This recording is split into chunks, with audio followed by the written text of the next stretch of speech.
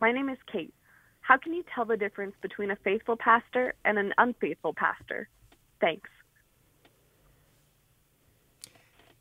What would you guys say? I'll let the pastor take this one. All right. Well, how do you know if I'm a heretic or unfaithful? Honestly, let's just divide this into a couple of really clear compartments. First, you've got character. So go to the Bible and look at 1 Timothy 3, 1 through 7. Go over to Titus chapter 1 and look at what the Bible says about an overseer, a elder in a church. How do you know if you're being overseen or supported by a biblically qualified pastor, elder, or what have you?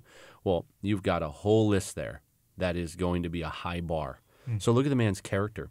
How does he manage his family? Is he above reproach? In other words, is there a handle to pull somewhere? Is there always something coming up about this guy? How does he handle money? One of the clear commands for every pastor to be free from the love of money.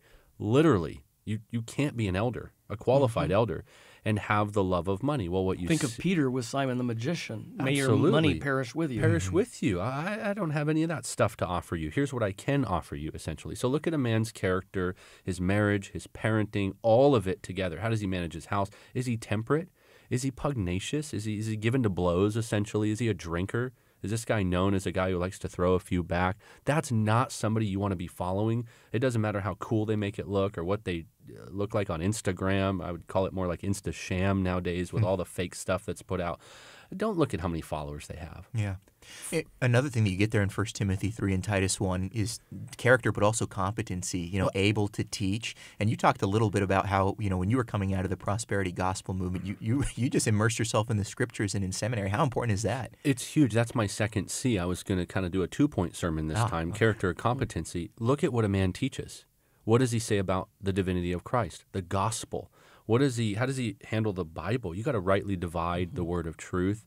How does he handle suffering? How does he deal with the Bible from Genesis through Revelation? Are the sermons stories and anecdotes and cutesy kind of good news? God's going to do it all for you. You're going to be a champion. Or is there bad news as well? Is it sin that's talked about? Are we understanding the state of our souls? Is there conviction? Or do you leave every Sunday saying, well, I feel better. I don't know a lot more, but I feel better. So competency is huge. What does a man stand in the pulpit every week and teach?